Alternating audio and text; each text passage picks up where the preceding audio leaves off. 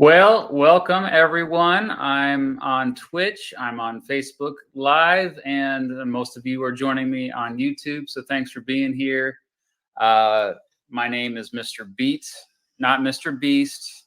Oh, you're probably picking up that. That's somebody's taking a shower. My daughter's taking a shower, so that's what you're hearing in the background.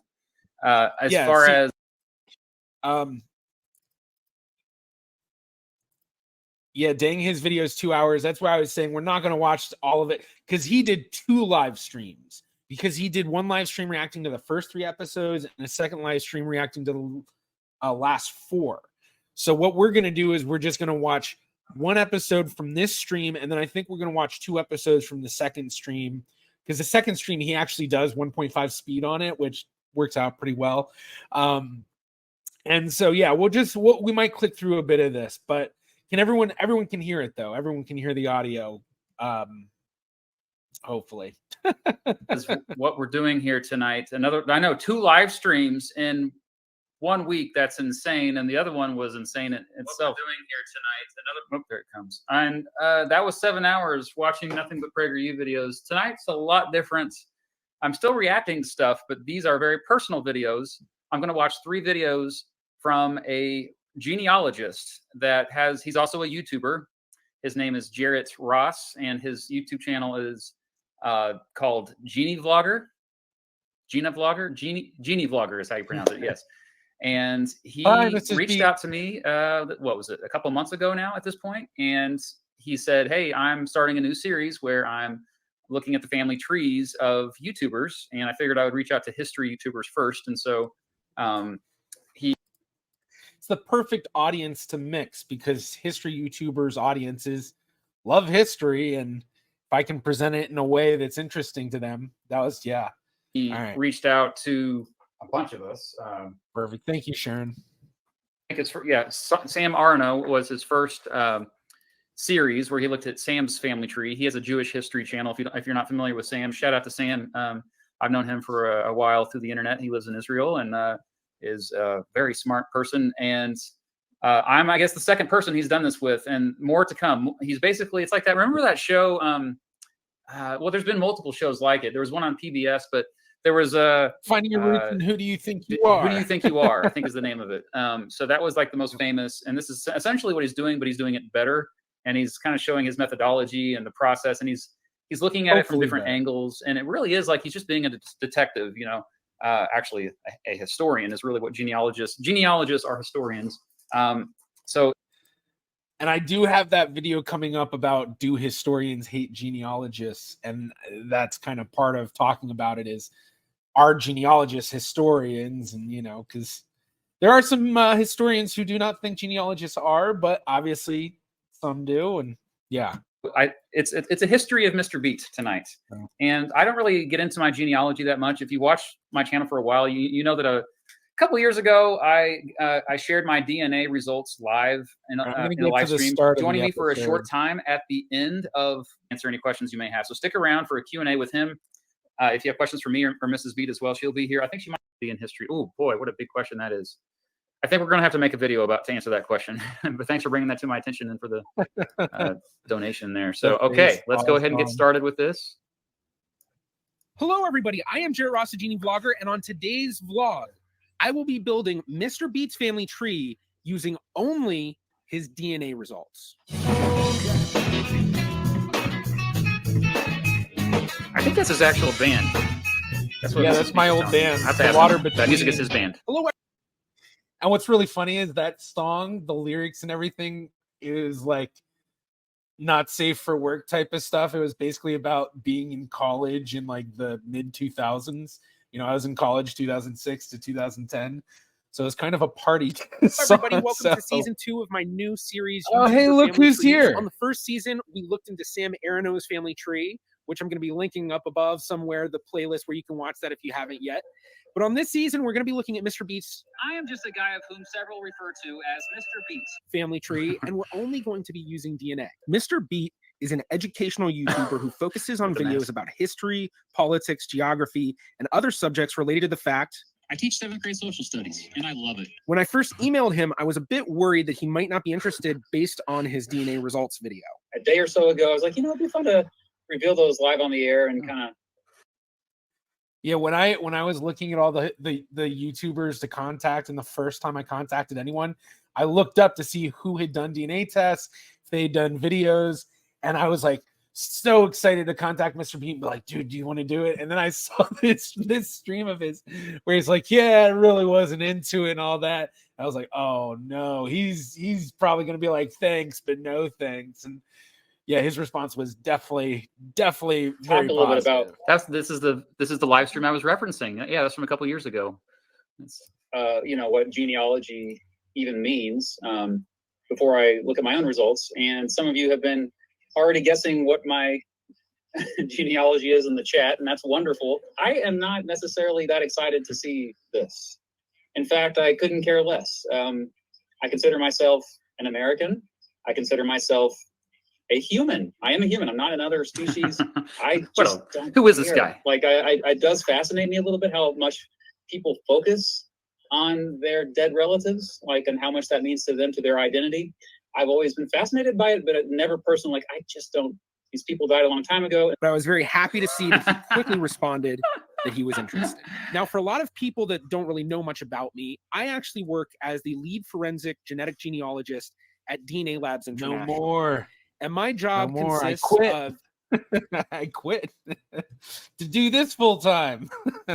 taking DNA results from violent cases or unknown remains, and then using genetic genealogy to identify who the person was. So sometimes I'm identifying violent perpetrators, and sometimes I'm identifying unknown remains. And this is really new in forensic science, and this is something that a lot of people don't know a lot about, but they hear a whole lot about it because so many cases.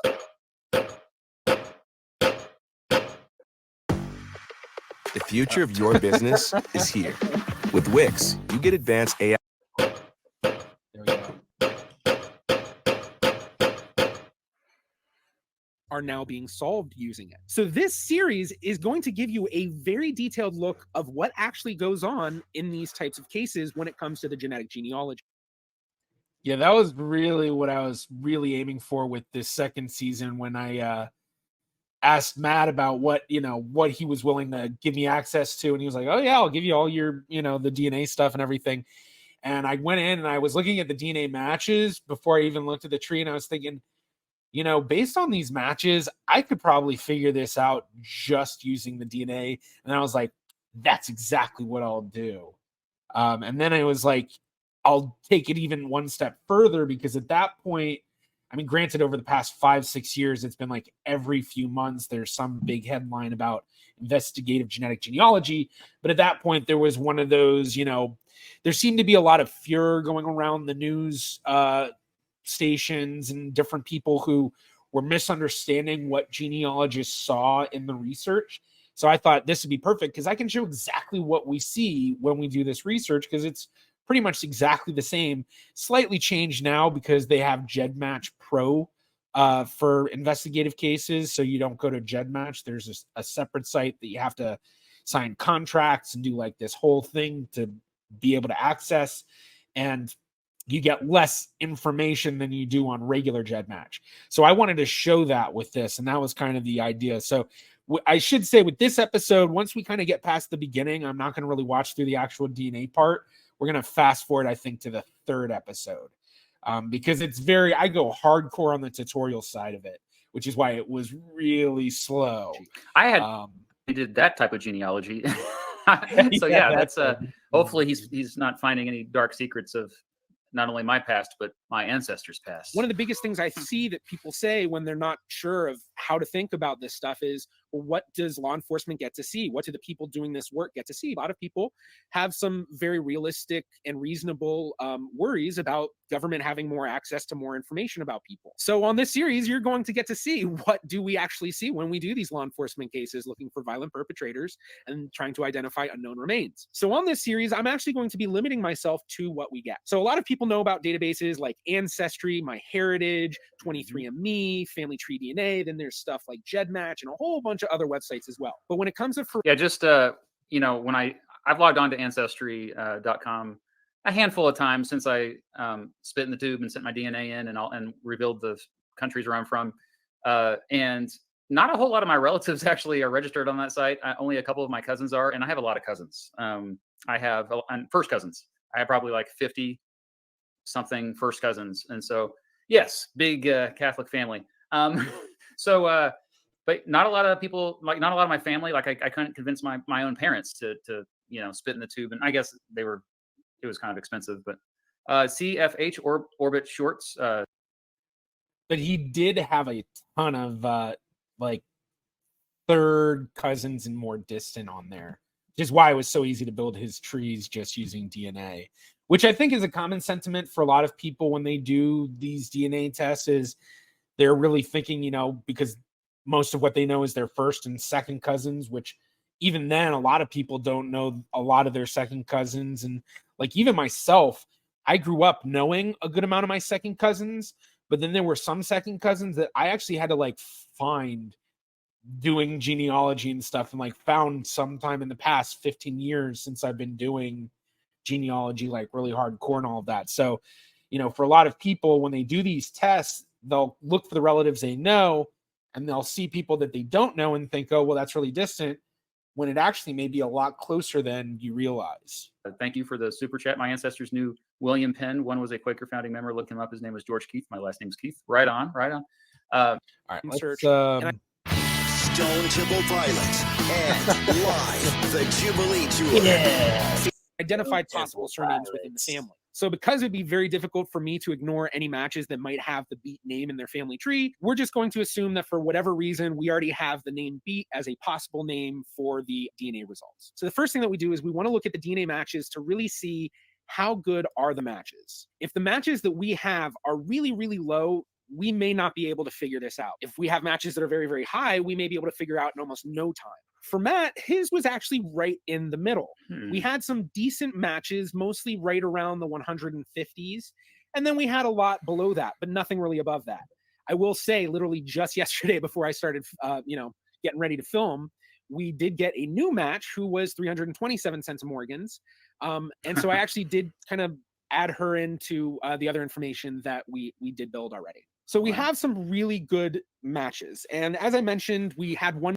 I mean, for someone from a non-endogamous population group, this is a pretty nice match list to start out with. Because you're looking at a lot of matches where, I mean, considering the non-endogamy part, you're looking at a lot of matches that are within a reasonably genealogical time frame. It's really as you get smaller and further out, the range of the possibilities of relationships get wider and wider, and thus it gets harder and harder to figure out.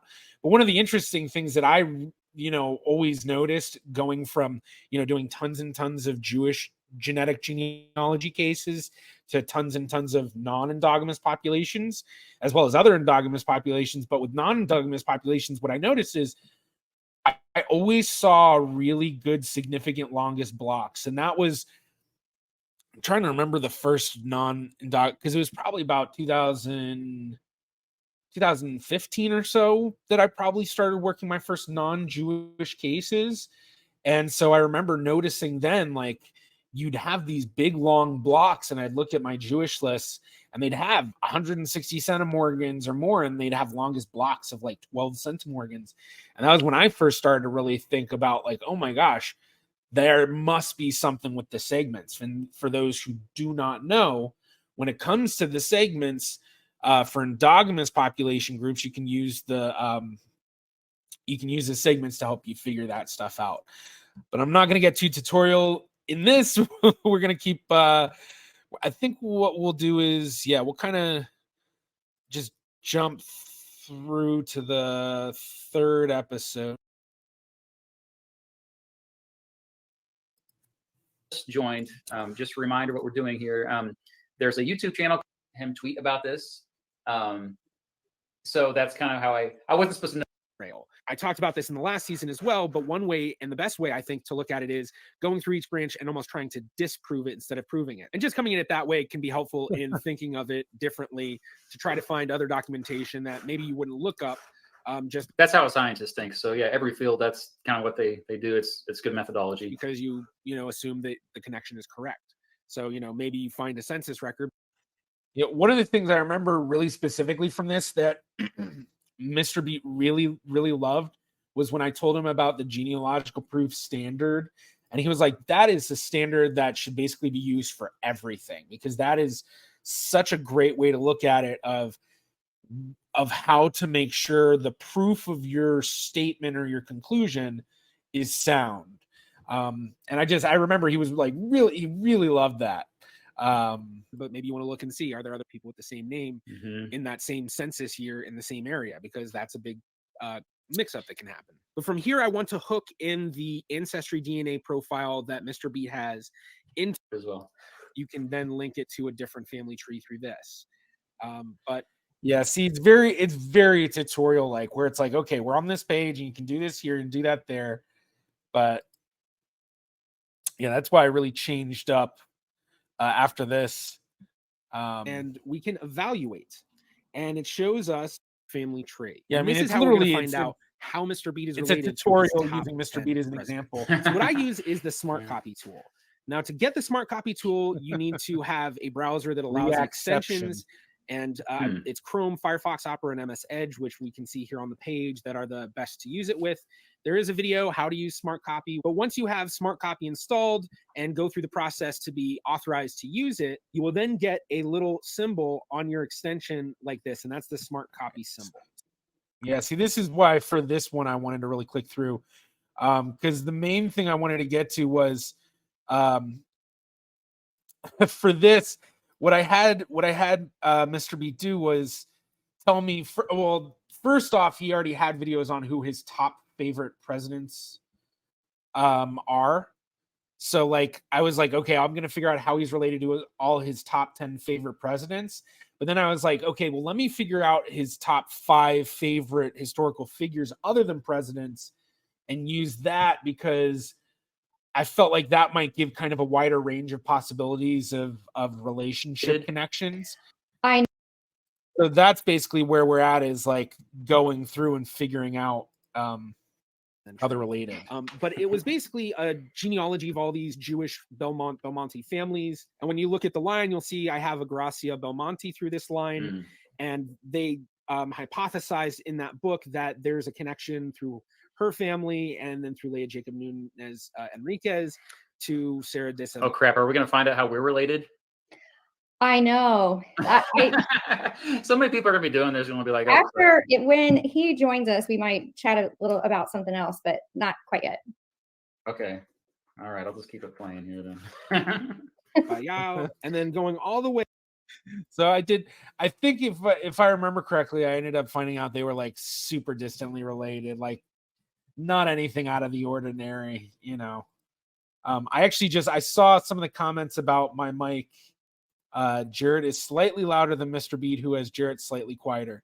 So I just turned my mic down a little bit, so maybe that'll help a little bit. But yeah, Mr. Beat reacts to GeneaVlogger reacting to Mr. Beat reacting to GeneaVlogger discussing Mr. Beat.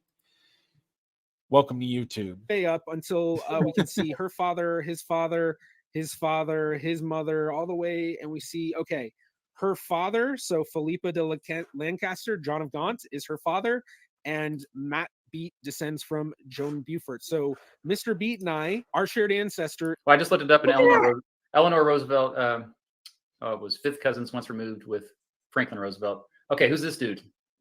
This is how you and Jarrett are related. This is like the common ancestor. Yeah. Look at him.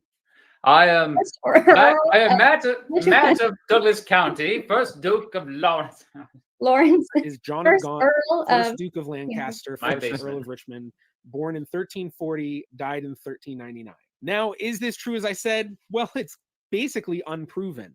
And this is a major problem on Genie, and really it's a major problem on all of the family tree websites. When you look at family trees that are built by other people, there can be errors. It's basically the way I think about Genie. It's kind of like Wikipedia of family trees. And in fact, there's a family tree website just like Genie, although somewhat different, called WikiTree, where it's that exact idea, doing family trees in a wiki style. So these type of trees are called collaborative trees, where there's just one tree, everything merges together, everyone works on a singular tree. But then errors will be there. And when you look at how are you connected to people, well, sometimes it might connect you to people, but that connection, there's an error that someone else added. So you have to go through and verify some of these connections. But before we jump into how Mr.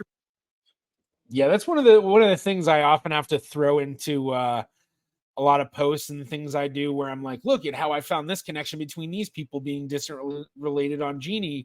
And unless you go each generation, which is like with the connection between Mr.Beat and Matt Baker from Useful Charts, I did go on both of their lines. I went through each generation to make sure and verify. So like that's proven, even though it's super distant. Granted, that line, I had a lot of help in multiple ways. If you want, we'll kind of see some of it. But like, like I had help from that librarian in Jennings County, Indiana. I had help from David Lambert from the New England Historical and Genealogical Society.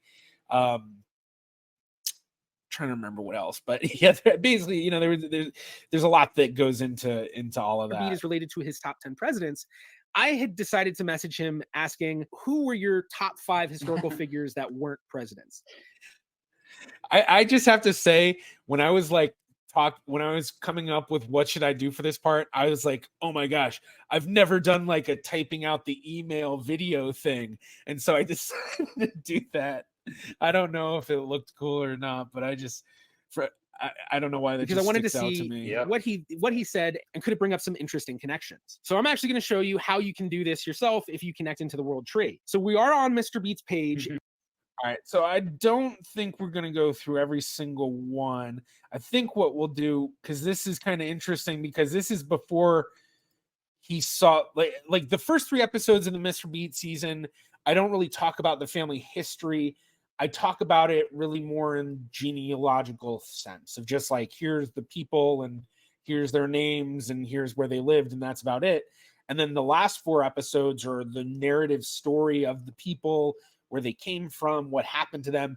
And so I actually remember watching back on this part because I really thought it was cool because, seeing him look at the tree and then knowing what it actually represented was really cool. We can also do a fan view, and then we that was like an inception. I said and then I heard myself. You can also do a text view. Fan view is the dimensions. So we're going to add some dimension at research level, but we are going to build the dimensions for the other 3. And this is just really cool in that it shows you different things to think about with your tree. Okay, so the dimension's been added, and if you click the drop downs, you can edit the differies of birth. Is part of Jersey. I was just gonna say Jersey. Is that? I imagine there. See all the country of birth for Mr. Beat's ancestry, and we see that there is a lot of the United States. So the red is the United States, and so these are all the people that were born in the U.S. and you can see where they were born, and then these are all of his. Man, come back there a little bit. Oh wait. Oh well. What are you looking for? Tree. All the American places. Out of this, and now when we do dimensions, we'll get these options. So country of birth, and here we see all the country of birth for Mr. Beat's ancestry, and we see that there is a lot of the United States. So the red is the United States, and so yeah, a lot of in the U.S. And see this over here. This is all France. So when we click it, it's as well. All the people that are a lot of Midwest. Oh, started out in New Jersey. These are all the people that were born in the U.S. and you can see where they were born. And then these are all of his ancestors as well. So then we can see this over here. This is all France. So when we click it, it's France. And we notice. Yeah, a lot of, like I said earlier, Eastern France. It's all in, or for the most part, it's all Lorraine in that area. Yeah. So when you look at a lot of the French, it's a lot of the same areas, but not all of it necessarily. Then we also the purple is another one. He has a big amount. I don't think Russia. I covered any of the videos. All of these different these family lines coming from Russia, and then we even see that and that's the Volga, that Russian. That's the Volga German, which we're gonna watch the episode for that. Some of the Russian ones, once you go back far enough, there's some different things going on. So German to Russia. Then we have France to Russia. Then when we click off, we can also see we have Netherlands right here. And I know that the parents here, they should also be in the Netherlands. Yeah, I never covered it. I don't think I ever covered his Dutch side either. Mr. Beat had a very typical American family tree from what I can tell, in that he had some of the more recent some of the more recent immigrant ancestry. So like, from the 1800s and onward, but then he also had a lot of that deep American roots, in multiple waves, ancestors coming in the 1700s, ancestors coming in the 1600s. And then he also had, I guess it's all 16, but like, ancestors coming in like the early years. And I think he had Mayflower ancestors, but not 100%. And then we sure. see we also get a whole lot of Got Germany. a lot of So revolutionary. when we click on Germany, we can see and colonial ancestry. there's a lot of it all over. I found that there's a big part of the family coming from Württemberg. There's also all right. So I think what we're gonna do now is we're gonna jump to the other reaction, unless you all want to watch more of that. I just feel like that's such a tutorial thing and so slow that I'd rather watch some of the other stuff. But if you want me to watch more of this one, let me know. But I'm thinking we're going to jump to the second live stream he did, where he watches the last 4 episodes, which I think life is a lot. I remember when he was trying to come up with this stream, he was like, what should I name it? And I was like, you should say Mr. Beat learns that his life is a lie. And he's like, that's great. I'll use that. Hi, I'm Nicole Hockley from Sandy Hook Promise. I know this is hard to hear, but it's important. The shooter from Holland is an interesting story because what I do know. All right. Then what about the moment when you actually realize? Hello, Irene. Well, and then Gina, yes, Alliance map. This one took me a while to guess. Yeah, it's Alliance. I mean, I guess if I do that, it's a lot easier to tell. I mean, technically Southern New Jersey, so not just Alliance, but yeah, Alliance is, yeah. So this is technically, this is a map of the synagogues of Southern New Jersey. So it's by, I need to get out of the way in the right way. There we go. Map by Josh Cutler. 60 shuls of South Jersey. So there you go. All right, let's go back to that. Well, sound like I said a bad word there. No, but hi. So I am Mr. Beat, and this is yet another live stream. I've been doing a lot of these lately, but this is part 2 of a reaction live stream to a series by GeneaVlogger, Jarrett from GeneaVlogger. He did an entire series on my family tree. And so we are here to watch episodes 4 through 7 tonight. I have not seen these yet.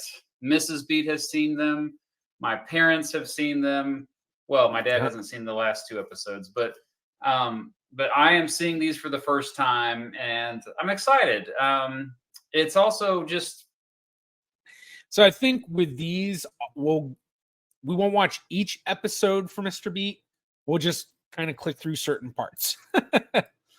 Because there's some parts that I always like watching, so we'll kind of go through that. But all right, let's pull this research for him. Here.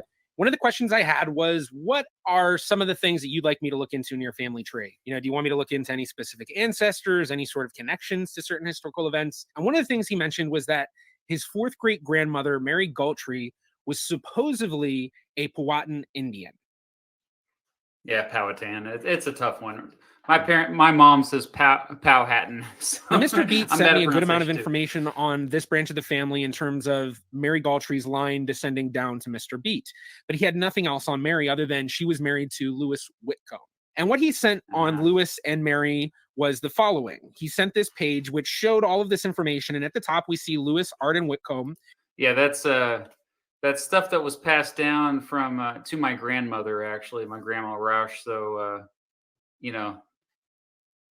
it doesn't even, it's kind of like just random stuff that's jotted down here.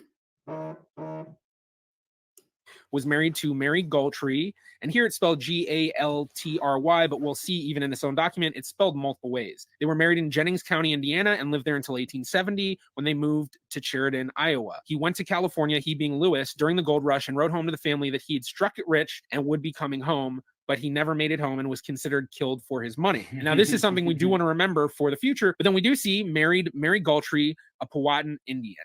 Now, for anyone who is watching this and is really into genealogy or has done a lot of their own research into American families or just watched Finding Your Roots, you're probably questioning whether or not this is true.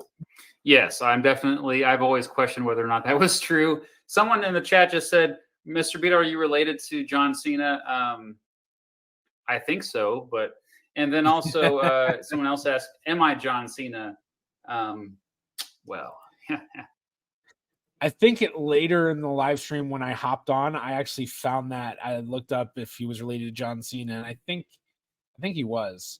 I mean, basically, if you're connected in the world tree and someone else is connected in the world tree, you're probably going to find a way that you're related as 20 to 30th cousins or so. You know, you just have to find out. Mrs. Beat, no, I'm not going to slow this down because we have a lot to get through, and I have a bedtime, okay?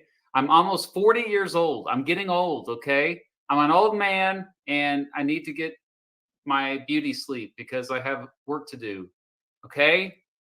One of the biggest myths in American genealogy is the myth of a Native American ancestor. Now, this is in all sorts of American families, but usually when I hear that, it's not so specific in saying this ancestor was Native American. It's usually, we always heard that there was a Native American ancestor through this branch. But of course, we want to start looking into the records and see what can we actually find. So here we are back to the family tree for Mr. Beat, and we're looking at the tree with a focal point of his great-grandmother, Mabel Irene Whit.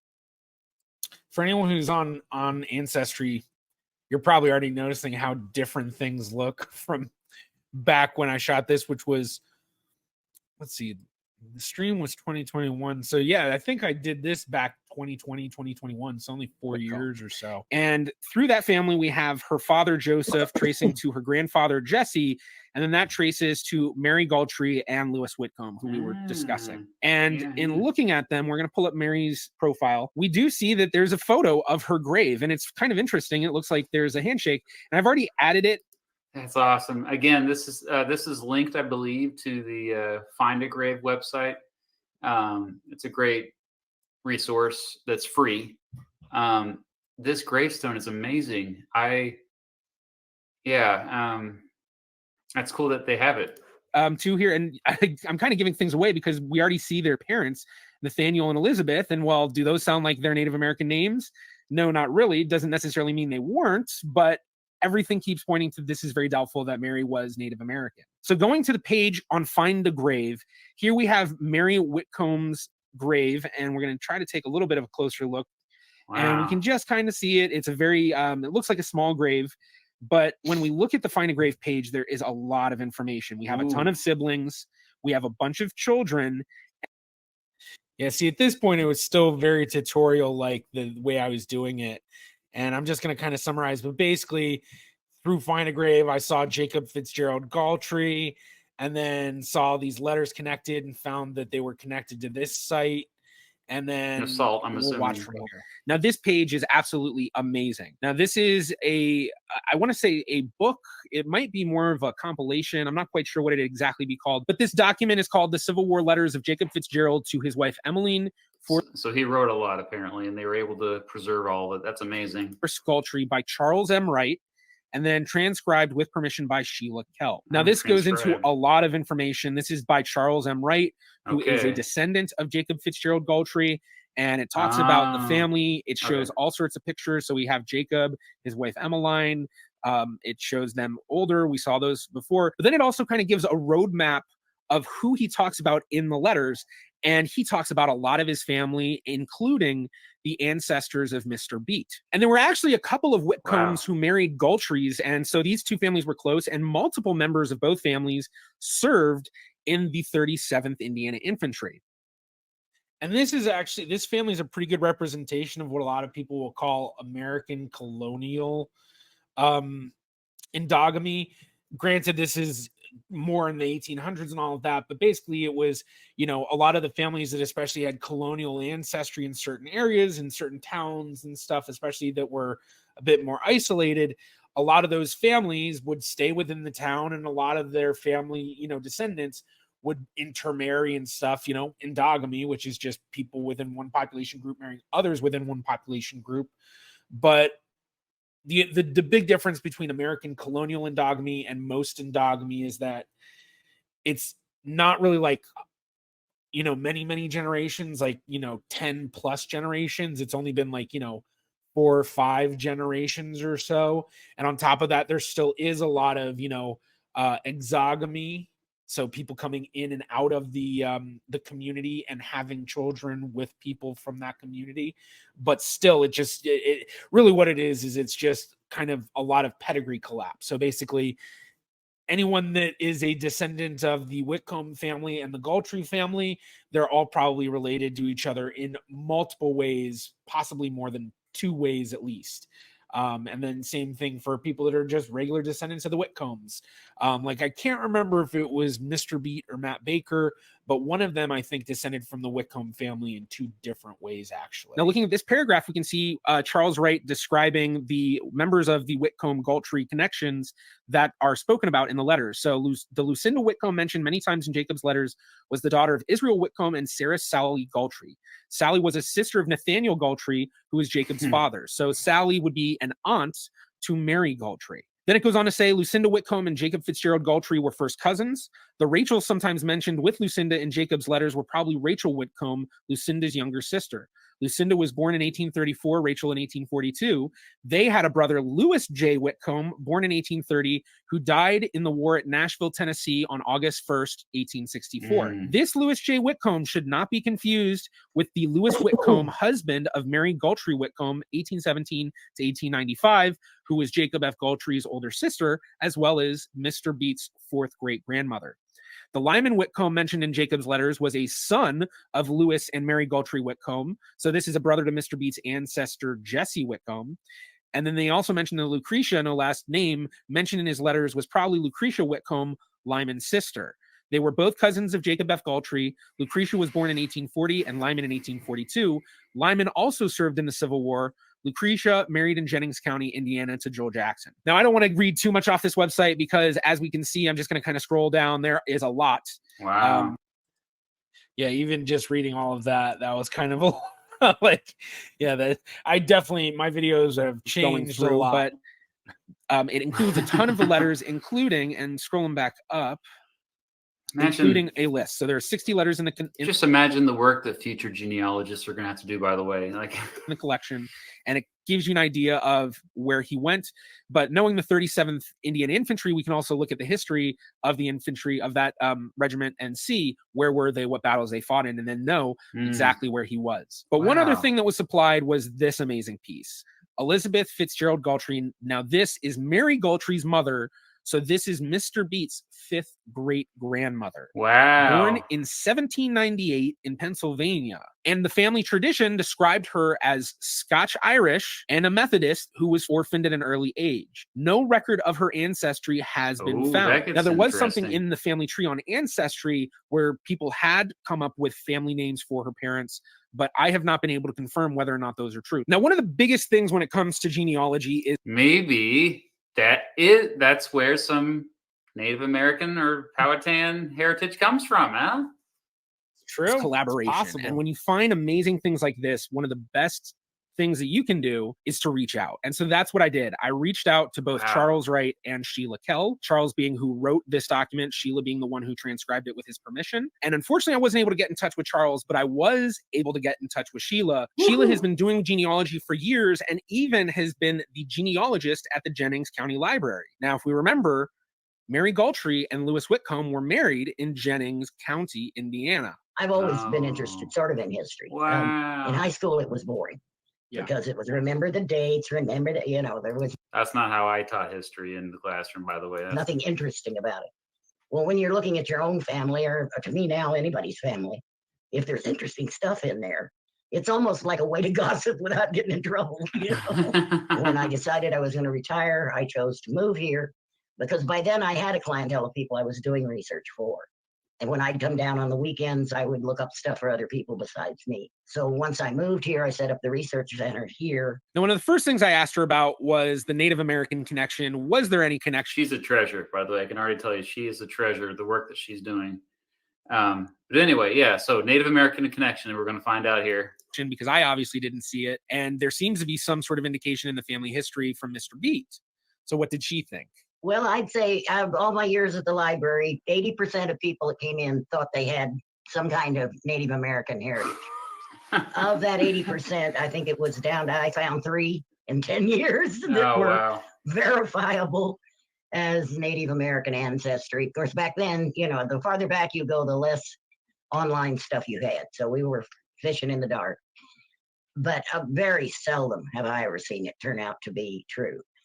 If he was Powhatan, that was in Virginia, in the Tidewater, if I remember, which is not where his family lived. So there's even traveling involved in this one. Now, when I asked her about the family as a whole, and especially Mary, Sheila didn't really know a whole lot, but she did have a good amount of information on Jacob Fitzgerald Galtrey. We do have, here is the book. It's a little hard to see there, and it's backwards, but that is the book that got me started with it back in 2009 when I put it on my website. Mostly what I've got on him was from what I read in here. He seemed to be a very devoted husband and father, because in the book or in his letters, you can tell he's trying not to say some things about the war that he could say. As Charles that wrote it put in there, he was protecting his wife. He didn't want to tell her, you know, of all the missing limbs and horrible things that were happening. So his is more chatty, talks about who's from home, other people he's getting letters from. There's another little blurb in there on William B. Whitcomb. No, that's not Barbara Bush. Military member of the Whitcomb family. Okay. So that, you know, I'm kind of useless other than what few things I found so far. You are not and useless. These people, well, we have the term bunnies. They had lots of babies. So the Whitcombs and I always loved that. That was such a great description. We're large families.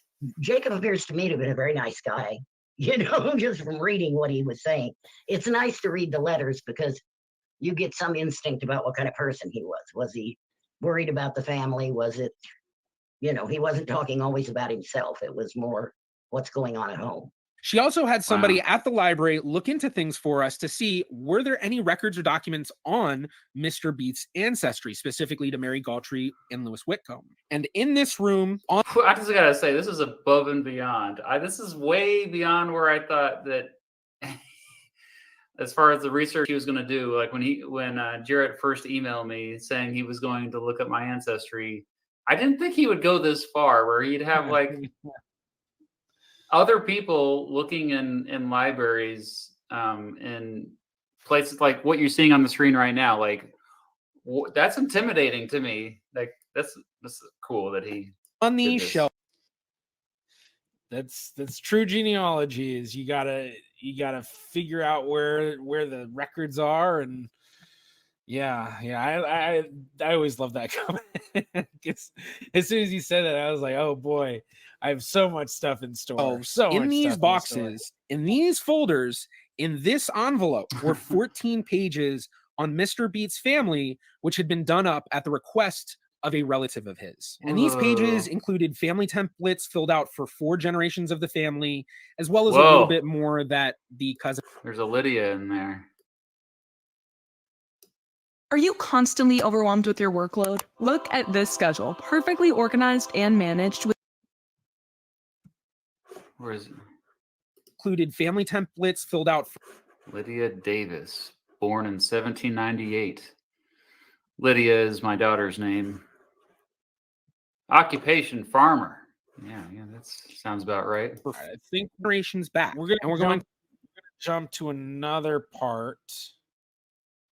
I think we're going to jump to the next episode. Or actually, let's listen to Mr. Beat's in between thoughts, and maybe I'll have something to say there. This is going to be something that probably, surprises, I think, many of my relatives. And that was also revealing to me when, I forgot her name, but the genealogist that Jarrett was talking to from Indiana, 80% of people that think that they have Native American heritage actually don't. I guess I'm one of the 80%. So no power. Well, it's unproven.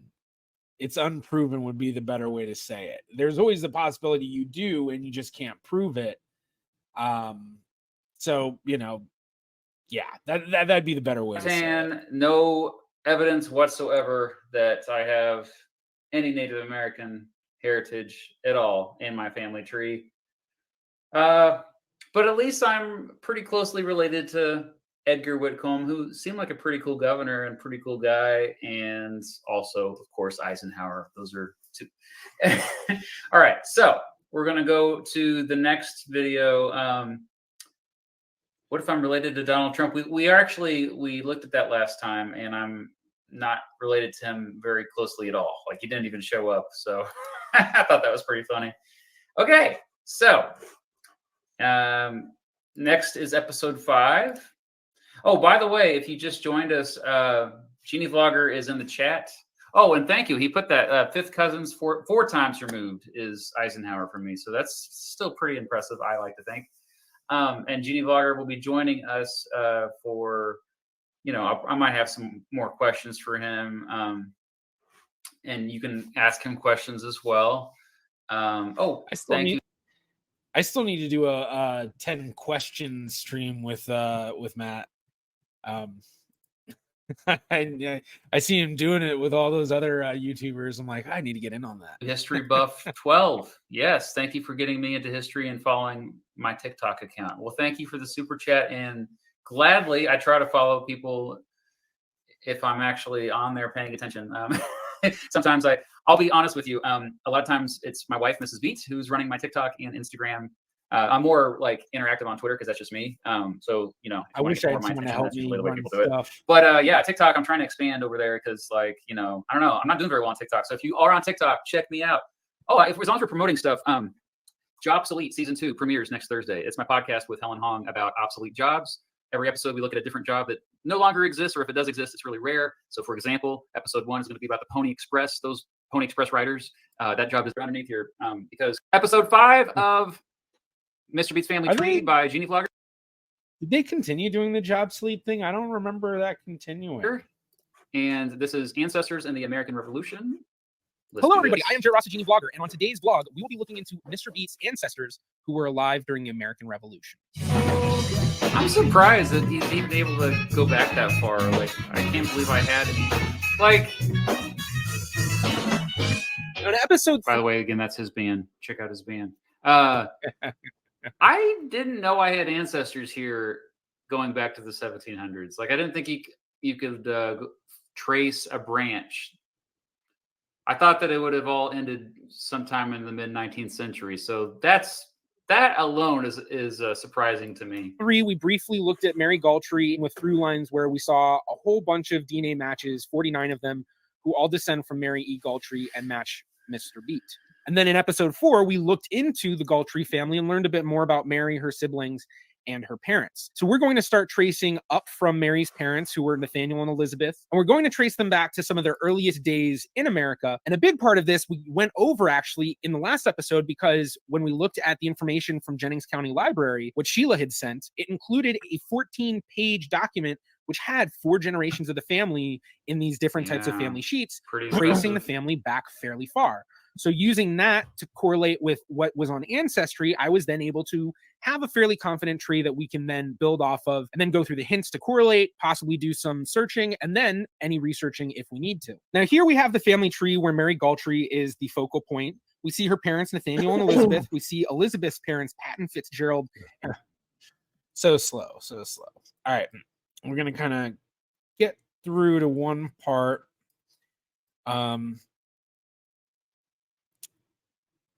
Let's see, where's that part? Because a lot of this is really just, it's so slow. Okay, here. Ever wish you could be everywhere? Talk to all your customers all at once. Introducing Oh, I do see. I just saw this. Do you still do reactions of people's DNA ancestry results? That was a reason I originally subscribed. I do, but it's a completely different channel now called Professional Genealogist Reacts. So you have to go find my new channel, Professional Genealogist Reacts, which I think you can just do. Here, I'm going to type it.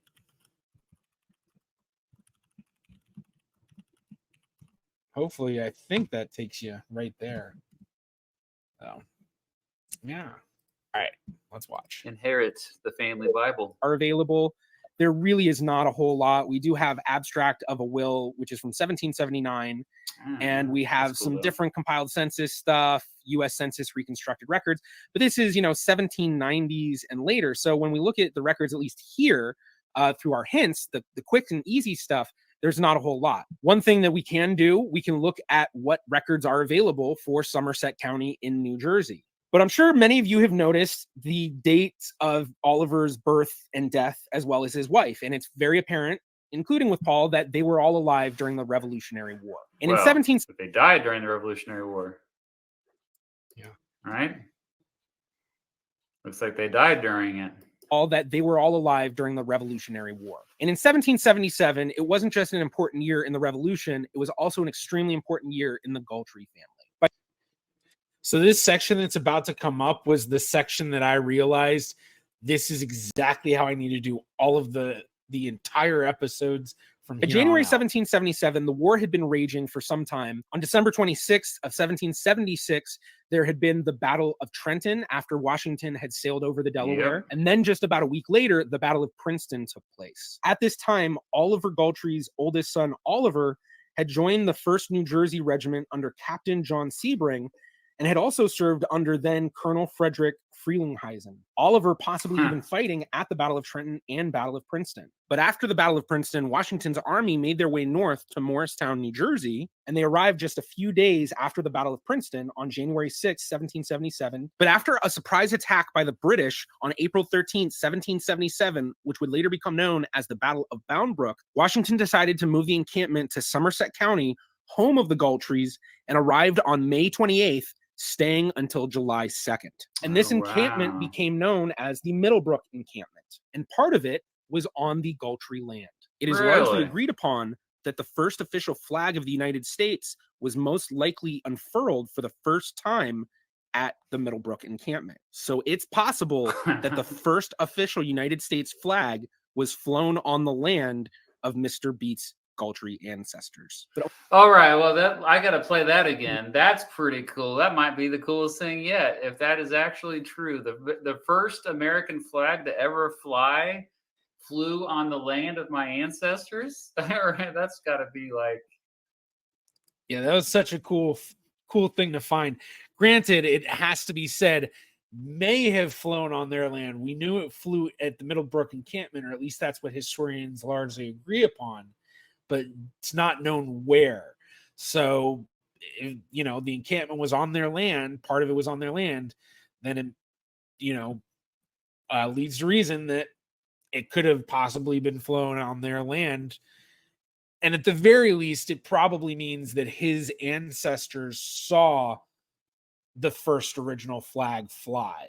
So definitely a lot cooler that, if it flew on their land, but I mean, the fact that you have to say it's largely agreed upon by most historians that the first flag flew at Middlebrook, it's kind of, it's a whole nother leap to say it definitely flew on his ancestors' land, but it's certainly possible it flew on their land.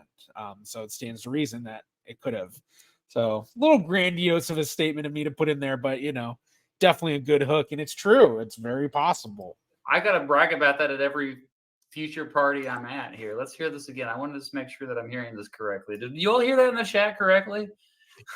That's pretty cool. States flag was flown on the land, was on the Galtrey land. I love it is largely agreed upon that the first official flag of the United States was most likely unfurled for the first time at the Middlebrook encampment. Wow. So it's possible that the first official United States flag was flown on the land of Mr. Beat's Galtrey ancestors. But only a month and a half after Washington's troops began their encampment on February 28, 1777, Oliver Galtrey died and left Helena a widow looking over the 7 children that were still at home. Now, I tried to find any information on Oliver's death, and the only thing that I could was an abstract of his will from 1779, so 2 years after his death, and it really didn't give much information. So the cause of death is unknown. But because Helena would allow Washington's army to camp on her property, causing her depredation, she is now recognized as a patriot of the Revolution. Now, if you do find that you have a patriot ancestor just like Helena, that's very cool. I want to see this. Now, if you do find that you have would allow Washington's army to camp on her property, causing her. Okay, so rank patriotic service. I would have been such a bad researcher if all I put up was the Ancestry posting of somebody else doing the DAR thing. So I kind of, when I put that in there, I actually put it in there as kind of a little teaser of like, oh, I'm going to get into the DAR records, but also kind of like is something just to tease, like not a teaser, like, hey, this is coming up, but like to tease people that would be like, oh, seriously, you're going to take a snapshot of someone posting it to Ancestry and put it up, just kind of like that. And then be like, oh, look, I actually went and did the DAR and the SAR records. And I got people from the NEHGS to help me on that. How about that? Yeah. And her husband probably died of smallpox, right? It was probably some disease. Depredation. She is now recognized as a patriot of the Revolution. Now, if you do find that you have a patriot ancestor just like Helena, what you can do is go to the DAR's website. They have a genealogy research page, and you can actually do a search for already accepted patriot ancestors. So here we have that search, and we're just going to type in Gultree and do a search, and she is the only Gultree. And we see it comes up. New Jersey, patriotic service, baptized February 23rd, 1735, Somerset County, New Jersey. Death date 5/29/1821 in Bridgewater Township. Then we see service source. So this is the source that they're using to prove that there was some sort of service. So if we wanted to look further into what they think is the proving factor of that Helena is a patriot ancestor, we would want to go to the New Jersey State Archives, go to the rec group, and find the legislator series, petitions, resolutions, transactions, 1700 C to 1845. I think we're going to fast forward again. I think I just basically for the Mr.Beat one, because there's so much. I mean, we're talking about multiple episodes. For when we watch Steve Heimler's reaction and Drew Journal's reaction, we're going to watch the whole thing. I'm not going to skip through it like I am now. But because Mr.Beat's was an actual like live stream reaction. So just to kind of click over here, this is David Lambert from the New England Historical Genealogical Society. And he's also part of the Sons of the American Revolution, SAR. And so I had him on talking about the Struble family. So basically, he kind of, showed how to look up these records using the Struble family as an example. But then I went into the actual Struble family, and that's where we're going to watch from, because that's where I think it'll be fun to have the reaction. And I've been, like I say, just been a member for a few years, and I've enjoyed it thoroughly. But one really interesting thing about Dietrich, and going back to the family tree, we see with his father, Andreas Struble, Andreas actually had a sister, and that sister would end up marrying a man by the name of Eisenhower. And for anybody who remembers episode 3, Struble is the family through which Mr.Beat is related to Dwight D. Eisenhower. And it is through this aunt of Johann Dietrich Struble, or Andreas Struble's sister. And I was actually able to find an extremely interesting page that was digitized from a book about the family. So here we have the digitized pages 452 and 453 from the Eisenhower genealogy, a postscript by Hans F. Friedrichs. The man who would marry Andreas Struble's sister was Hans Nicholas Eisenhower, and he settled in northwest area of Fredericksburg, Pennsylvania, in what was known as... Okay, so look at this. On the very same day on which Dwight D. Eisenhower was inaugurated as president of the United States, but 200 years earlier, on the 20th of January, 1753, a survey was made of the land on which his great-great-great-grandfather, Hans Nicholas Eisenhower, spelled it that way, was to settle, and it was in Fredericksburg, or northwest of Fredericksburg, Pennsylvania, Lancaster County. Lancaster. Wow. Okay. As someone who pronounces things terribly, I shouldn't laugh at that. But then in Lancaster County. It's actually noted in the Pennsylvania Gazette that on August 12, 1756. Now, this is something I always wonder if a lot of genealogists do, but it's definitely something I suggest is when you're reading something like a book like this, where it says in this newspaper on this date, I'm always like, okay, well, let me see if I can find it. And so that's exactly what I did here was county. I saw it's that actually noted in the Pennsylvania Gazette that on August 12, 1756. So Pennsylvania Gazette, August 12, 1756, only had a couple of pages for the newspapers back then, not like newspapers today. So it was just a real quick. It was reported that Indians had burned the log house of Nicholas Eisenhower. But like it was interesting because it was just a lot of it was just like a section in the newspaper of like the goings on of things that have been happening.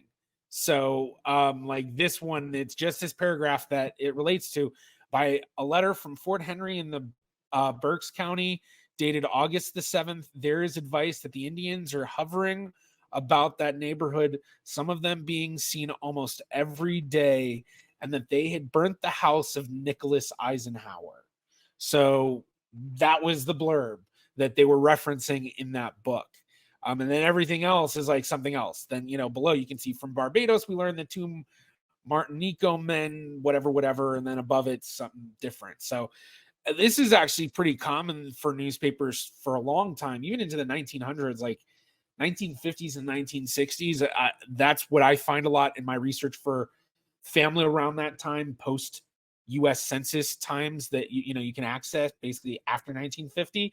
You go to the newspapers and you find a lot of these people went and visited here and these people went and did this. I mean, granted, this person's house was attacked and burned down by Indians.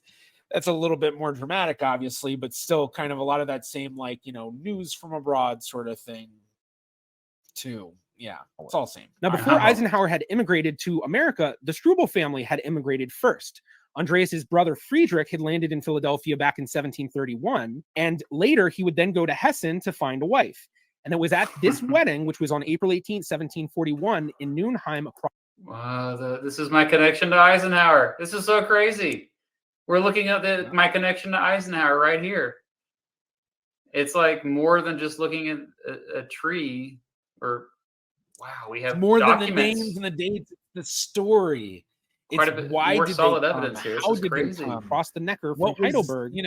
That Hans Nicholas Eisenhower, who was a husband of Anna Margaretha Struble, which is Friedrich's sister, was in attendance.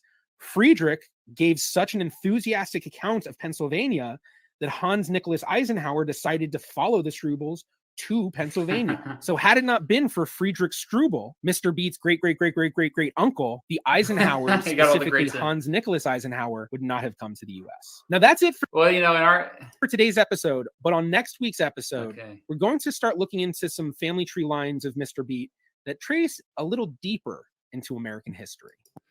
Okay, so far what we've learned: A, I'm not related to Pocahontas. B, I have Civil War ancestors that Civil War veteran ancestors who actually fought on the Union side in Indiana.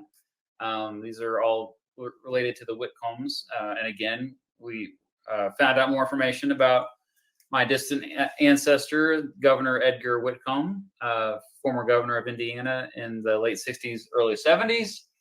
What else we've learned is I had Patriots in my ancestry. I never knew that. I had at least two ancestors who got recognized for service for the patriot cause during the Revolutionary War. And then that last part there, we actually found more information on the connection between Dwight Eisenhower and myself. Has nothing to do with Kansas, although our families ended up in Kansas later on.